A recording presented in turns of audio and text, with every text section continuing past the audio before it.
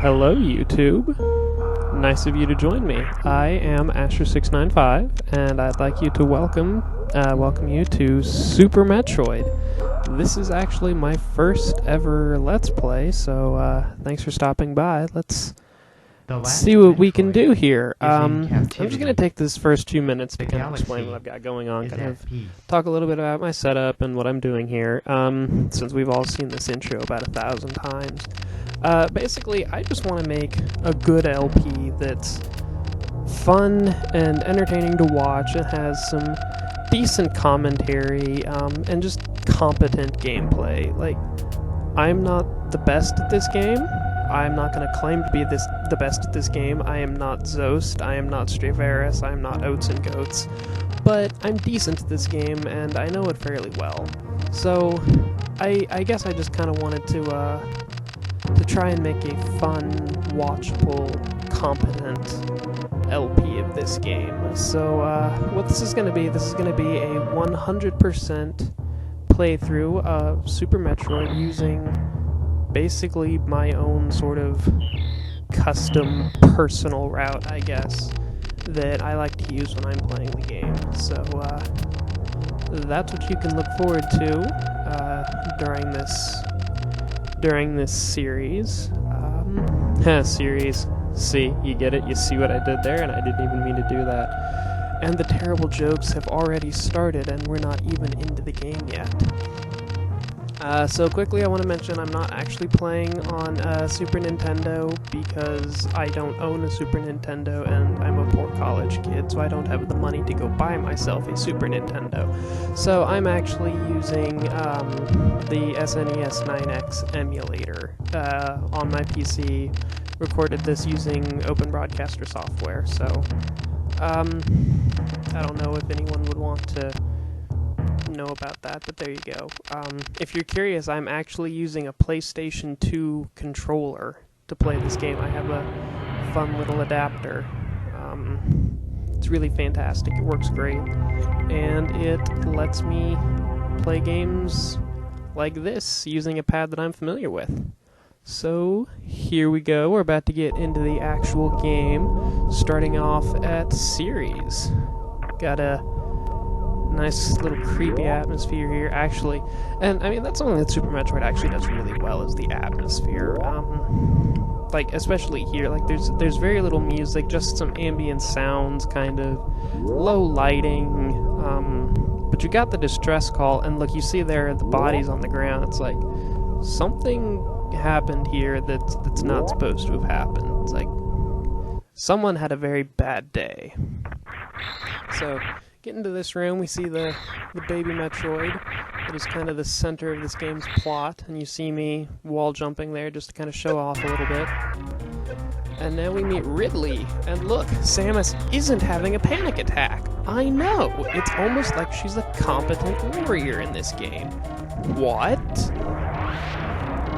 Watch enough of me playing things, and you'll quickly learn that I don't like Other M. Anyway, you're not actually supposed to beat Ridley this time, so just run into his tail a bunch until you take, what is that, 76 damage, I guess, 75 damage to get down to 24, and then he'll just run away, and you'll have a minute to get out of Series, which, frankly, is more than plenty of time, unless this is, like, your absolute first playthrough, and then I can kind of see it. Those steam jets are annoying, they're completely random, not much you can do about it. But, yep. So, we're about to...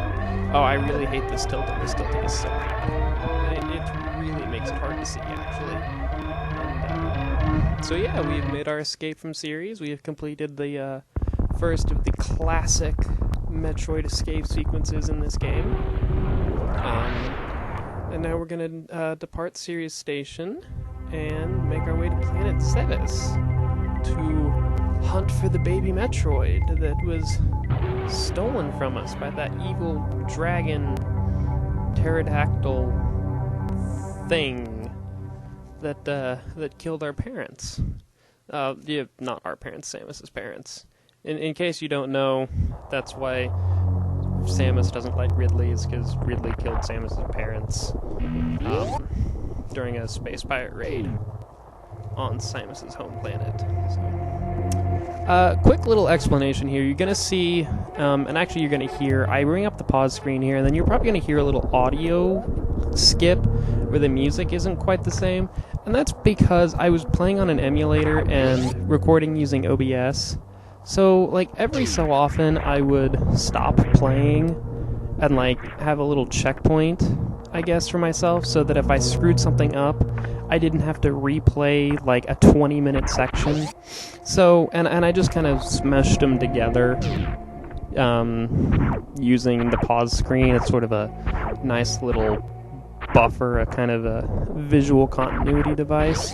So anytime you see me pulling up the pause screen, you can basically think of that as kind of like a little take segment, I guess. Like a little scene transition almost. So that's all that is.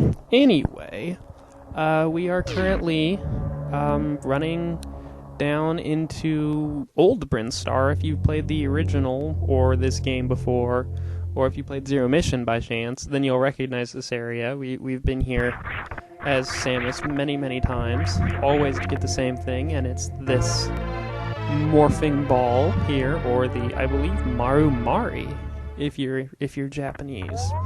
And that lets us turn into that fun little ball there. It's a super duper important item in any Metroid game you play.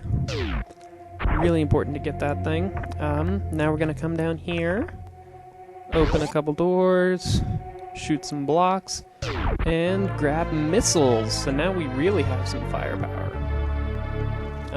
If I were good at this game, there's something you can do out of there called a mock ball, and I'll actually explain that here. I'm pretty sure I do one coming up here in just a second. In case you hadn't realized, by the way, this is post-commentary. I don't like commentating as it's happening, because I feel like I can make my points better in post. Anyway, what I do here, just to show off because I can, it's called a mock ball, and basically all you do is you jump, hold the jump button while you're in the air, and then morph smoothly as you hit the ground. The upshot is that you keep Samus's speed. You keep her running speed when you morph into a ball, and it basically allows you to just go fast as a ball. And here you see me get trolled by an elevator. Trust me, that's not the first time this is going to happen during this playthrough. I get trolled by elevators fairly frequently. It's a thing that happens. And oh no, space pirates! Whatever shall we do? Kill them. Kill them with fire, because they're weak and pathetic, and also space pirates. So that's what you do if you're Samus. You kill space pirates. Yeah. Oh god. This room. I don't like this room very much. There's a reason that speedrunners call it the notorious climb.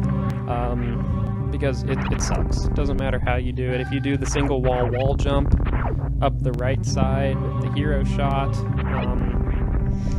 or if you just do it like I'm doing it the noob way, where you use the platforms and shoot all the pirates, it doesn't matter. This game, the platforming in this game is very good, but it's very difficult sometimes, and this is one of those times, because the jump physics are kind of weird, and Samus is very, very floaty. Her jump is very, very floaty, which can make it actually really difficult to platform effectively at times. So, that's why I'm so slow making my way up, but I do indeed make my way up, and I get out of there, get out of the reactor shaft.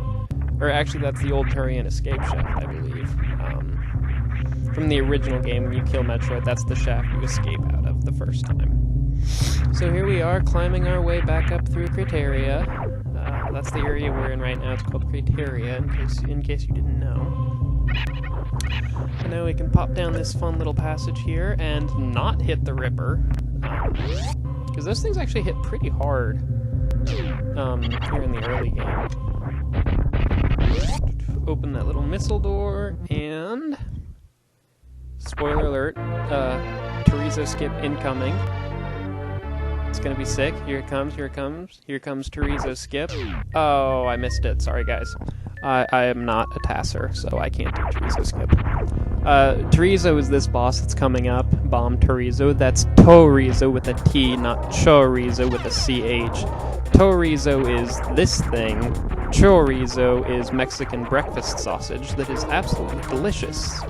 You should have some if you haven't tried it. It's fantastic, but very spicy, so be warned. Anyway, this guy's kind of a pushover. Just shoot him, missile him. If you run out of stuff, those little balls that he shoots, you can shoot them for health and ammo. I don't know exactly how much he takes to kill, but not much. It's pretty easy. Just kind of a basic first introduction to the boss fight that you're actually supposed to win. So now we have bombs, missiles, and morph balls, so we are pretty set to start taking on the world. But first we've got to escape. That's pretty easy. Again, if I were good at this game and a speedrunner, you can actually escape out the left side. It's called Alcatraz escape when you do that, because it's actually really difficult to do. It basically involves some really tight wall jumps and a mid-air morph, and I'm competent at this game, and I know a fair bit about it from playing it myself and from watching a lot of speedruns and watching a lot of people play it, but I'm not that good at it.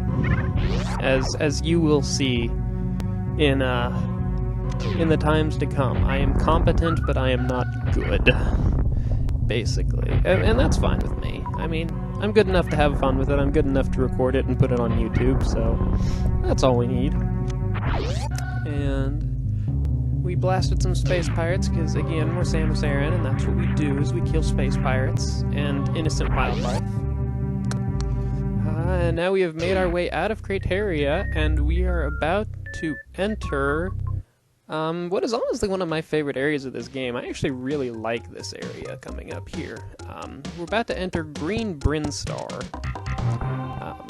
I don't know, I just really like this area. It's got really fun music, it's got a really fun kind of, I don't know, it's got a nice layout, I like the enemies, I like how everything is set up. I don't know, it's just a lot of fun to play through this area. So, here, I'm going to do a little bit of farming simulator, because I actually need some missiles, because we're going to open that red door there next to me.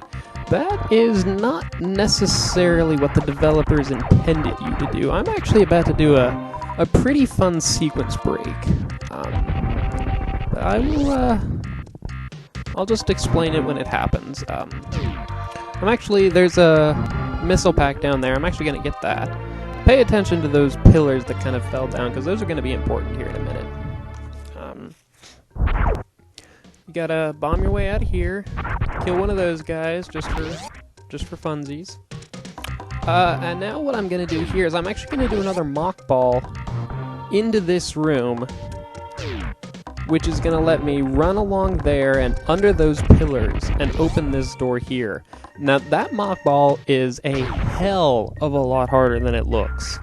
I got that first try when I tried it this time, when I recorded this take, and I about jumped out of my chair because I was so excited, because that mock ball is actually a lot harder than it looks.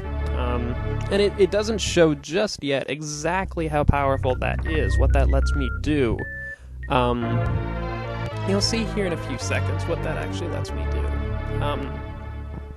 Okay, I'll just spoil it. It lets me get some super missiles a good bit earlier than is intended. I mean, not super early. This is not like on the level of the space jump first break from Metroid Prime, which lets you get the space jump boots as literally the first thing when you land on Talon 4, which is a massive, massive sequence break. This is fairly large, as it actually lets you skip a mini-boss. It lets you skip the Spore Spawn boss, and indeed, I will not be fighting Spore Spawn in this playthrough. I will be skipping him entirely. It's actually really easy to do if you can get that mock ball. The mock ball is definitely the hard part of skipping Spore Spawn, so I will be doing that. And yeah, so now we have super missiles and a reserve tank, actually, which is a pretty cool thing that hasn't appeared in any other Metroid game. And it just is exactly what it sounds like. It just kind of, it's like a savings account for your energy. It just kind of holds a little bit back so that if you get in a tight spot, you have some extra, you know, sitting there kind of in the bank just in case you need it. It's pretty cool. So, there's this fun Pepto room. Just a lot of enemies, pretty simple stuff. Just kind of run through, kill things. You don't even have to kill everything. Watch out for the metal screes. Yes, that's what those are called. They're called screes, by the way. Jumping down here, do-do-do-do-do. Kill that guy, just for fun. Grab this missile here. Because I like having a lot of missiles. I'm one of those guys that I like to get stuff as soon as I can, just because I like to be really OP as often as I can. Especially in like a Metroid game. Just, I don't know, I really love having a lot of missiles, so. And there I got the charge beam, which is useful in this game, I'd like to say. It's not a bad item, but it's not game-breaking or anything. It's not OP. It's nice. It's a really nice upgrade to have. And here you see me making it look like I'm actually good at this game by getting that missile first try. It's just a simple wall jump. I think you're supposed to have the high jump boots to get that one, but with a simple wall jump, you don't need that. So here you see me murdering side hoppers. What I did there is something I don't know if a lot of people know about it. If you charge your beam and then do a spin jump, you will actually do a charge shot worth of damage to anything that hits you. It's called, I don't know, people call it a lot of different things. They call it a pseudo screw attack. I've heard it called a ghetto screw attack. Heard it called a lot of things.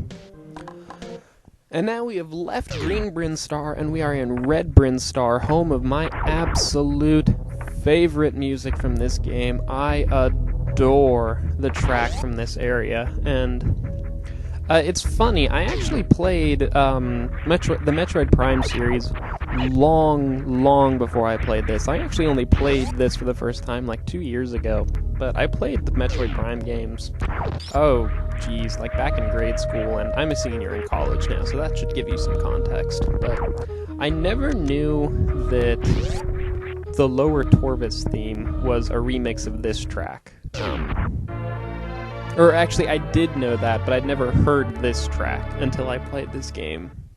And then going back and playing Echoes again, after I played this game, gave me really a whole new appreciation for that track and how good it really is.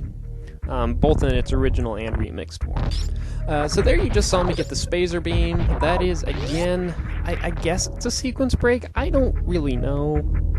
Honestly, I think you're supposed to have high jump for that, but I'm just not sure. Anyway, this episode is actually just about to be over.